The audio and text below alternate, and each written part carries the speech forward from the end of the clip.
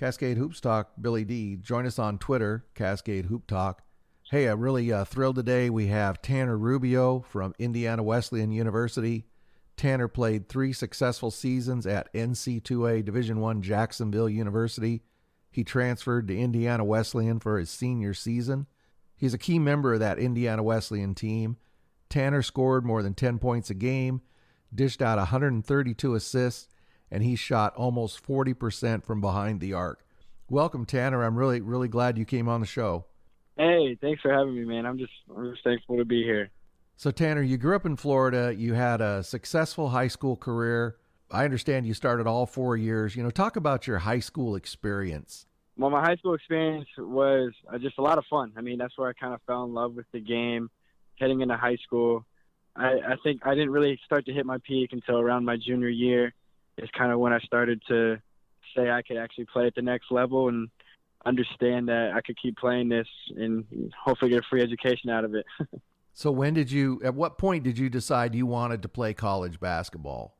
Honestly, I never even gave it a forethought until around my sophomore year of high school. I always just played basketball for the love of the game, and it just brought me so much joy until eventually, people started telling me I was good enough to play at the next level. So just to keep on working on my game and other aspects to where I could play at the next level.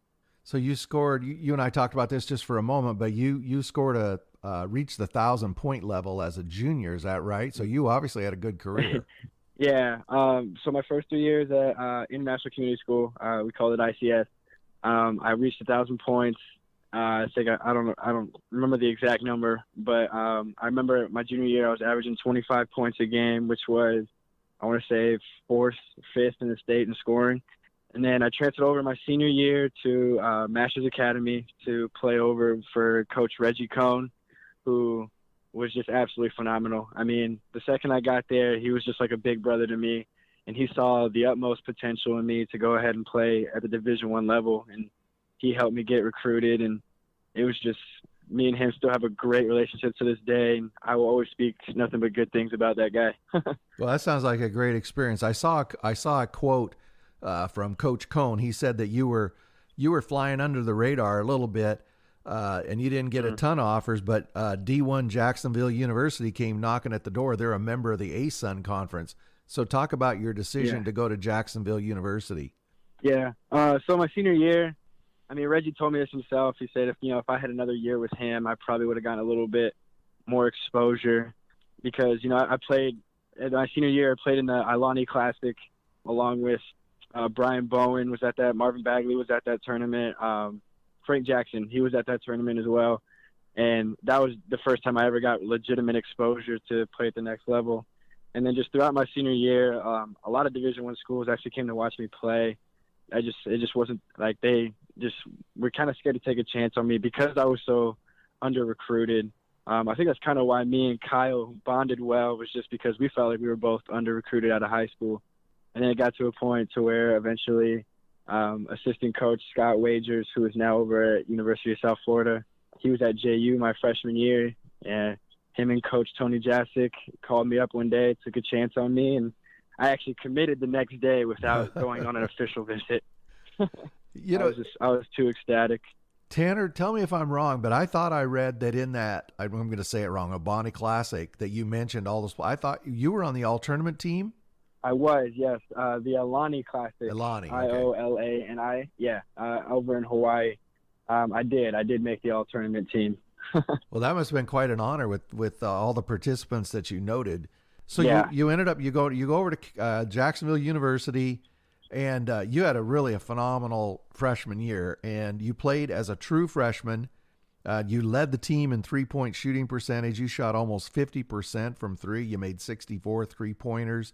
You were just a key member of that team. And a matter of fact, you were on the ASUN all-freshman team. So, talk about your freshman year, your first exposure to college basketball. Yeah, I mean, I can't lie to you. It didn't start out that way. I mean, the first time I stepped out on Division I floor, I looked like a child. I mean, I still look like a child. I mean, just a little 6-foot white kid. But I remember we played Denver University my freshman year, and my very first possession, I just threw the ball out of bounds and got subbed out right away. So it it was definitely a learning curve, and I didn't really start to, get the swing of things until we hit conference. And I was just thankful that they continued to believe in me throughout that year. Scott Wagers has a lot to do with that in terms of always just speaking life into me and telling me that, I belong at the Division I level and that I can keep hooping. And eventually it just translated into me playing with the utmost confidence. And then my first start I got as a freshman because of injury. I wasn't even supposed to start. I had 31 points, and the rest was I was just having a blast. That's all I could say. It was just all a blur. In your career, you played at Jacksonville, you played at Indiana Wesleyan. Where's the toughest place you had to play in your career? One of the most electric environments I have ever been in was definitely my junior year when we went over to Grand Canyon University. Oh. They're mid-major over in Arizona, a Christian school, and they have a lot of money at that school and a lot of just flashy lights, and it's out in the middle of nowhere. But I'll tell you what, that student section was phenomenal.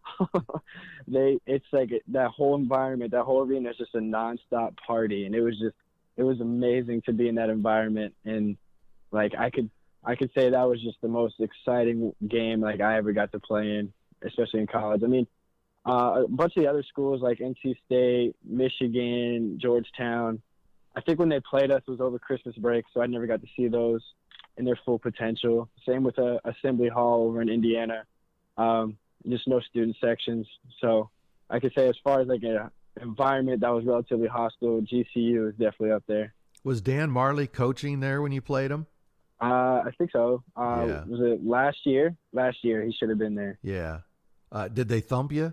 They did, absolutely. They actually have a pretty good program. They do. Yeah. They have to compete. They compete in a conference with Gonzaga, and that's kind of tough to do. I think there's only like 8,000 students or something. It's a relatively small school, but like you say, they got some money too. Yeah, no, it was amazing facilities, and like I said, like their student sections, they all came running down, and it's like usually you'll see the student sections behind the hoops, but they had them on the side, and they just filled up that whole section on the side, and they all just came running down in the 100. Just 45 minutes before the game, and it was amazing to see. So you played a total of 3 years at Jacksonville, and you had a pretty good career there. You started several games. I think you averaged almost 20 minutes a game while you were there. But the team, you only had one season. I think it was your freshman season. You barely got over 500. You struggled the other 2 years. For a guy who came out of successful high school programs, how difficult was that for you just not to get the wins? Yeah, it was tough, and I kind of knew when I committed that JU was kind of in a rebuilding phase. I mean, Jacek was a relatively new coach there, and I was actually his first freshman recruiting class. He was just trying to build, some like a new culture there, and I don't know, it never really worked out the next couple of years. It was just a lot of other elements that went into it. I mean, I was always thankful for my time there, and I had a blast. Like the things I got to, like the games I got to play in, the opportunity I received, I will always be thankful for. And knowing that, God was at the foothold of all of it, I just couldn't be more thankful for it. But it was definitely tough losing that much, but there were also small victories to be had in those 3 years as well. Yeah, you mentioned it, Tanner, but what an opportunity, and I like your attitude. You know how few, well, you do obviously, but how few young men get the opportunity to go play NC2A D1 ball. I mean, what a blessing, and regardless of the wins and losses, sounds like you enjoyed every moment that was there, and I'm sure you had some frustrating moments, but the good I'm sure outweighs the bad. Absolutely. And the biggest thing I was able to learn from it was just to not just idolize the game of basketball and just appreciate the experience that I was able to receive. Because like you said, I did have a phenomenal opportunity to be there, and I was, thankful for it all. And the things I got to see, the things I got to do, travel, and the relationships I got to build, even just remembering why I play the game of basketball, to understand that, wins and losses or individual success is not what's supposed to define me, that my identity belongs in Christ. So that was something I had to learn over those 3 years for sure. So you ended up, tell me if I'm wrong, but you ended up graduating there at Jacksonville, and you decided that you were going to finish your career somewhere else. So talk about the decision to leave Jacksonville, and then why Indiana Wesleyan. Talk about, I'm sure I'm curious about it. Just talk about how that all came about. Well, actually, so my junior year, it's no secret, statistically was not my best year. If anyone, were to look at my profile, they'd probably see that my stats went down significantly every single year. And I think it was just because I had difficulty finding a role on that team, and I'm sure the coaching staff would admit to that as well, just trying to find a role for me as well. Towards the end of my junior year, I kind of made up my mind that I wanted to get out of there, finish up school in 3 years, and try to find another option somewhere else. No disrespect to Tony Jasick and the rest of that coaching staff. They are absolutely phenomenal, and they were nothing but great to me in my 3 years there. But transferring was probably one of the best decisions I ever made. It's just in terms of individually as well as basketball.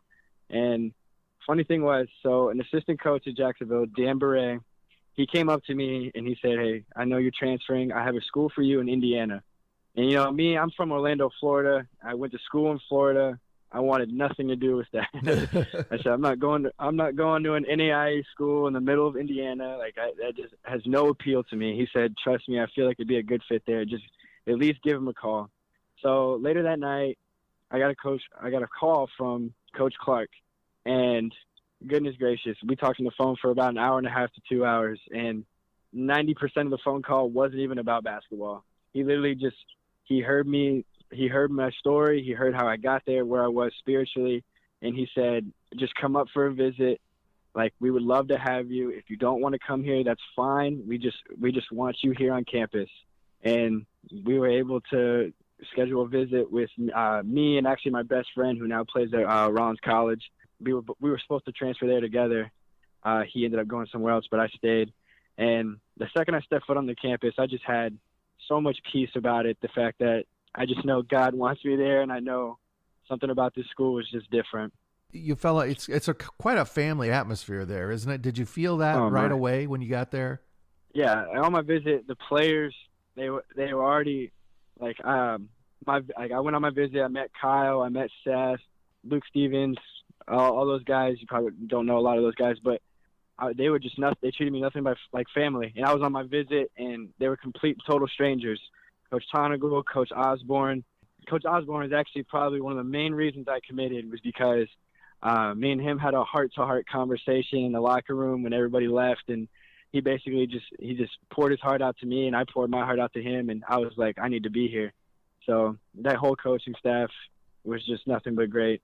You make the decision to go to Indiana Wesleyan, play your senior year of basketball, continue your education, and then just before the season started, you got injured, and you had to sit out the first 7 games. I mean, how tough was that? Yeah, that was. I think it was 3 days before. I think it was a week before our home opener. We had a scrimmage because we've been doing all the preseason stuff. We had a scrimmage, and I broke my hand in the scrimmage, and when it first happened, I kind of knew I broke it, but I didn't want to accept it, so I tried to hide it. I tried to play with it, and it just was not working out. And then just sitting through those first 7 games, honestly, I could say it humbled me, because naturally, when you transfer from a Division I school down to an NAIA school, you kind of get this ego, and I anticipated playing right away, and I kind of gained this natural sense of entitlement, and it was kind of funny how I can honestly say it. There was nothing but God, and it's so crazy to think about. But how I break my hand and I'm supposed to sit on the sideline and just watch everyone else play. I was able to learn that much more about how this team operates. I was able to learn how to be a better teammate, how to communicate, and I was able just to watch everyone play. It was unique to watch, Kyle score 40 points a game from the bench, and able to watch Seth just grow as a basketball player. And I think it was necessary for me to sit those first 7 games before I got acclimated in the middle of the season. So I can't lie to you, it was tough. There were a lot of nights, where I just wondered why is this happening? But I thought it it was all so necessary for how that team was going to build later on in the season. So after those 7 games, you're finally cleared to play. You guys go. You guys go to. Oh, you're loud. You know what's coming. You go to Mount Vernon Nazarene, and the whole world was watching. There was a lot of hype about you coming to Indiana Wesleyan. I'm aware. Was that one of the roughest games of your life? That was probably the worst game I ever played in my entire career. It's up there for sure. I went back and watched it, and it just didn't feel real. Like, I looked at it, I was rushed, I was anxious. You could tell, like, our team chemistry was off, our rotations were off, and it was just a horrible game all around. And I'm glad we were able to prove ourselves that we were not that bad later on in the season when we played Mount Vernon again. But yeah, like I said, it's funny how those experiences, they suck at the moment, but they're just so necessary to how the team was just growing. And needless to say, I remember a lot of people telling me that, oh, this is the D1 kid that we got. Like, he is not impressive. Like, our coaching staff was just at a loss for words. Like, well, there's no way this is how he plays. And so it was definitely funny to hear from a lot of friends and family that, you know, that keep you humble. Like, this is the biggest thing, is just able to, like, keep that humility on me throughout the season. Well, it's fantastic that you can look at it that way. But, you know, in the long run, it was one game, and you definitely turned it around, and you turned it around really quick. As I said at the intro, you were able to average almost 11 points a game, dished out 5 assists a game. So you had that tough game at Mount Vernon Nazarene, but there was another game on December 30th. Well, you got a bird there? Yeah, I'm outside. Sorry. That's okay. So on December 30th, you guys go to Fort Wayne to take on Indiana Tech. Yeah. Do you remember that night? I do remember that night. That was a very fun game. So I'll set it up for you. At 10 minutes to go in the first half, it's a close game, 17-17. And then you hit, in the next minute and a half, you outscore Indiana Tech 12-5. And it doesn't sound like a lot. You outscored them by 7 points, but you outscored them, not Wesleyan. You hit 4 straight threes, and you just broke their back. I mean, Indiana Tech is a tough team, but at that moment, you took the fans out of it, and you just broke their back, and they never challenged you again the rest of the game. Yeah, no, that was a death. Yeah, I was just unconscious. I mean, which is ironic because that was actually our team motto for the year, was just being unconscious and playing with joy and all.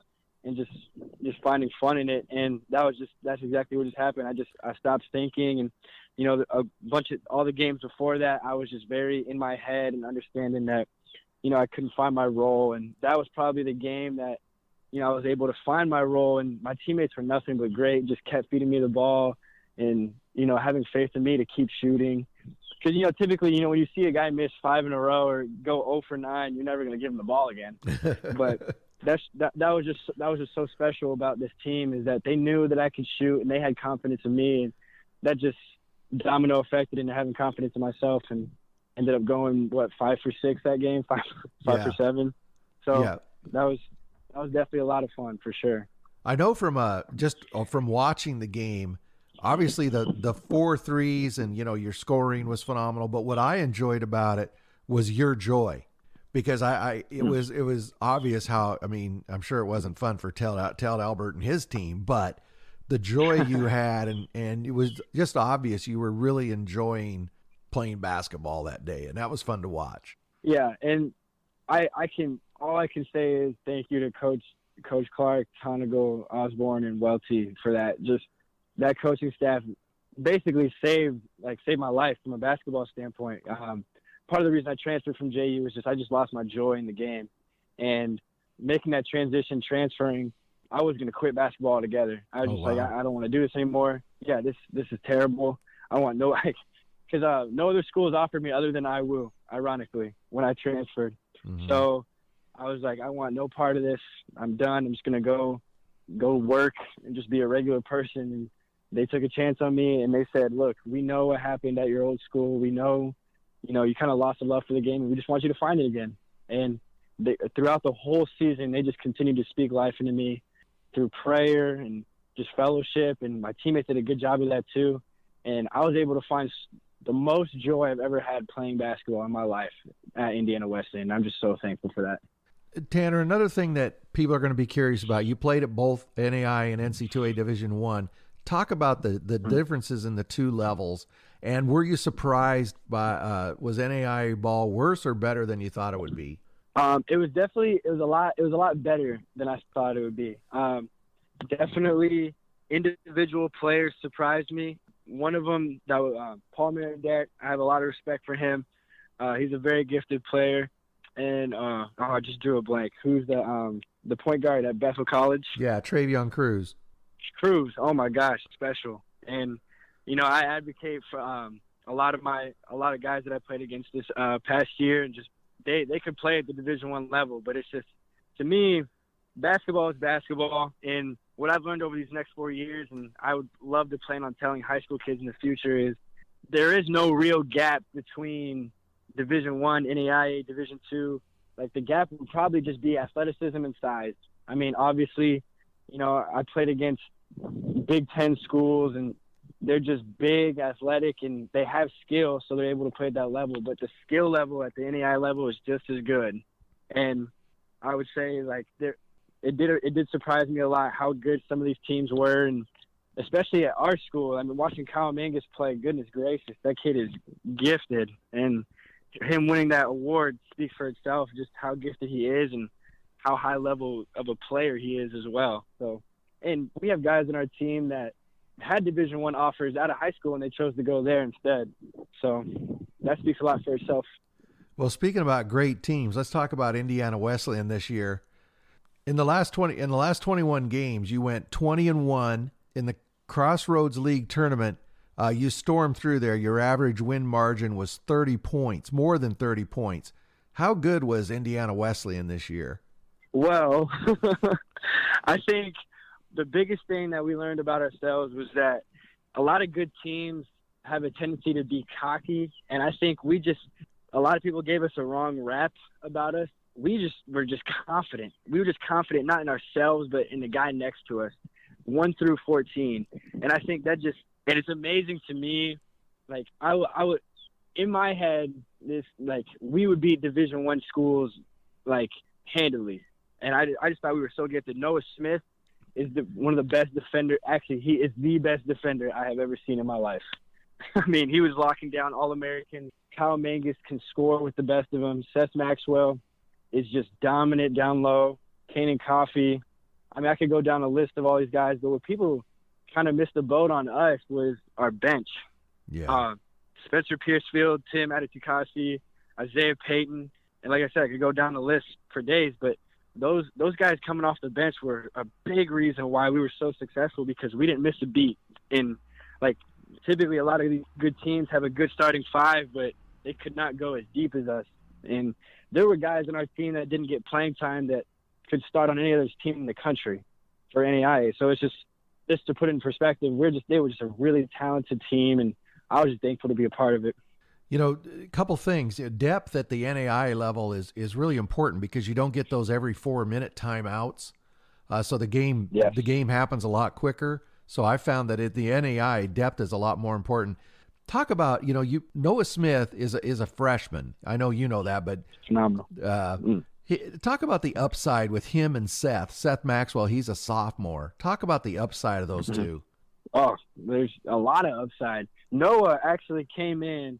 Nobody knew what we were going to get out of him, and he was we knew he was going to be a good defender. But he came out, he was shooting 45% from the three-point line. Like, he was one of our better three-point shooters, and teams were stagging off him because they didn't know he could shoot. And just absolutely underrated talent on our team. And I can honestly say he is what made us go. Him and Kanan Coffey, like Mango and Seth and me, like we were gonna have our role within the team, but Noah and Kanan were just a big reason why that team was so successful. And Noah he's a phenomenal player, and I look forward to seeing how he's going to be leading that team for the next 3 years. You mentioned Seth. I mean, Seth grew so much from his freshman year to his sophomore year, and spending time with his older brother who's now playing overseas, he developed a post game, which he didn't really have much of his freshman year, and he became so dominant, and especially in the pick and roll. I think that was another reason why we were so good, was just him able to have such a great feel for the game and finish around the rim. And I'm just happy he started dunking on guys. As if there's not enough bad news for the rest of the Crossroad League, the Bevo Francis Award winner Kyle Mangus is going to be back again. It's crazy. Mango is he is something else, man. You watch him every day in practice, and you really take him for granted sometimes. Like, there'd be games we would have where we'd come in the locker room, we'd win, and we'd be like, oh, hey, by the way, Mango had 38, or Mango had 32, and you're just sitting there saying, like, where? I don't even remember where it happened. Exactly. He is a true basketball talent, and I don't say this about anybody or anyone, but I really think he deserves at least an opportunity to play in the league. Make like at least a G League tryout or something, because that boy can hoop, and him coming from NAIA, I don't think should penalize him. I think he can play at a high level regardless. He's very strong. He's got long arms. He can get his shot up, and and he's just ice water when the game's on the line, isn't he? Yes, he is. I think he hit 3 game winners for us this year. He's phenomenal, man. He can shoot it. I think underrated post player. He's a killer in the post. He's amazing off a ball screen. He has great pace, and he's a great defender as well. Like he's just proven he has every aspect to his game. And goodness, for him to have at least one more year left, that's a scary sight. Him and Paul Meridat grew up together. They started playing together. I think Kyle was in 2nd grade, literally. Yeah. And they both are. One of their favorite things to do, both of them, is to post up. And you can tell they've been doing it for a long time. They're both very, very good at it. Yeah, Paul's a very gifted player. I had fun playing against him this year for sure. He's a phenomenal leader too. Goodness. And he's very strong too, isn't he? Very strong guy. Very strong guy. What are a couple of your most memorable moments in your college basketball career? Oh man, my college career. Goodness. I guess I can go by year. My freshman year is definitely the game I scored 31 in my first college start. I don't even remember it, but it was just all a blur. I just remember being unconscious and just shooting everything that I touched. And by the end of the game, I finished with 31, and it was so much fun. And like, it kind of helped me. It kind of helped my confidence a little bit, and understanding that, I can actually play at this level and that I kind of belong. My sophomore year, it was a pretty cool memory. My sophomore year, I was able to. We went to Georgetown and played them in our first game of the season, and I played really well. I scored our first 13 points of the game, and at halftime, someone said that Michael Jordan was in the audience watching the game because it was Patrick Ewing's first game as a head coach. Oh yeah. So you're out there at the Capital One Arena, just being able to shake Patrick Ewing's hand and look courtside and see Dikembe Mutombo. I mean, it's just, like I said, those are just experiences, you never take for granted. Jeff Van Gundy was at the game, and it's just like, you're just sitting there saying to yourself, you're some kid from a small town in Maitland, Florida, and you're looking up in the stands and you see Michael Jordan watching you play. You're just like, oh, wow, that's stuff you dream about. No kidding. So that was phenomenal. In my junior year, I'll just say my junior year, just the relationships I was able to build, transitioning into my senior year, I can honestly tell you that every single memory I had was my favorite memory at Indiana Wesleyan, whether it was with a coach, a player, a manager. Every interaction I had at that school was just a memory, and I would cherish it forever. It didn't even feel real, and it all happened so quickly, and it got cut short too. So that was tough. Well, talk about that moment. You're in Sioux Falls. You didn't even get a chance to play. Talk about the moment you heard there was no more basketball. Oh man, that was very, very tough. You just, you spend all season building relationships and working your butt off in the off season just for that moment, right? To play in the national championship and go win it with your brothers. And, someone comes out and says, it's canceled, go home. And there's no warning whatsoever. And I remember we were at shoot around and we saw on the news right before we headed out there that, NCAA canceled their tournament too. We were just all on edge, and by the time they told us the news, we were about 2 hours away from tip-off, and we were in the arena, and I'm running around in circles. I'm like, hey, did you get the email? Did you get the email? Like, is this true? Like, this has to be a joke. And I'm freaking out. And I heard you say Charlie Warner. Yeah. heard it from me, because I went over to them. I'm like, hey, did you guys get this email? Like, this has to be a joke, right? Like my senior year, our senior year just got cut short like that. And I can honestly say I really thought we would have won the whole thing. I believe there's a difference between cockiness and confidence, and I have confidence in knowing that me and my teammates were fully prepared to win a national championship, and we just weren't able to have that opportunity. And once we found out the news, there's just we decided to head out to mid-court and just huddle around and just pray together as a team, and just end the season the way we started it, just with God at the foothold of everything, and understanding that we didn't get to that moment without him. And understanding that even though we didn't get that opportunity to win a national championship, that we were still able to glorify him on and off the court. And that's the perspective that, we carried along all season, and we carried on to this day. So it was a lot of tears shed. I will say that. Goodness. Yeah. It just felt like a bad movie, like a nightmare. Yeah. It was a dreadful moment. I've mentioned this to other players, but they may have been able to take away your chance to play for a championship, but they can't take away your ASUN freshman team award. They can't take away winning 20 out of the last 21. They can't take away the fact you ran through the Crossroad League and won by an average of 30 points. So you took a lot away from your career. You accomplished a lot. I just can't imagine how much it must hurt to have not gotten that chance to compete for it. That's why you play basketball, right? To compete for that championship. Yeah, absolutely. No, I really appreciate that. And all the accolades are fun to, think about, and understanding that I was able to represent my family name and just glorify God in a big way, use my platform to just point others to the Lord. And that's what I'm called to do. And that's what I remember that I have to do. So I'm thankful for it all. And I'm excited to see what life has next, for sure. So talk about your school. You've already graduated, I understand, but talk about your school, where you're at. What's going to be next for you after college basketball? So I graduated from JU last year with a degree of social science and education. And as of right now, I'm still a student at Indiana Wesleyan. I'm getting a master's degree in psychology. And I plan on using that in some form of counseling. I know I want to work with kids. I'm still trying to figure out, a couple of job opportunities set up for next fall. But I know I want to work around kids in some form of biblical counseling, and I would love to be a high school basketball coach and just be able to use that as some type of ministry. I can honestly say I don't know exactly what's next. I mean, I'm still in school, still getting a master's degree. I won't finish it until October. So as of right now, I'm home with everybody else in quarantine and just enjoying time with my family like we all should be. Well, whatever you decide to do, I wish you luck. I enjoyed watching you this year. And I'm glad you. I'm glad you kind of took the ribbing about the Mount Vernon game well. The reason it's funny is because it was so outside of character. But it's hilarious. It's hilarious. I'm sure I'm not the first person who's ever ribbed you about that game. No, we actually had we had a team like not top 10 at the end of the season. They put that game on there, and I airballed 3 threes. I'm throwing it off the side of the backboard, just turning it over. And they're like, "Well, thank God we didn't get this, Tanner." But this is still funny to think about, because that's about it.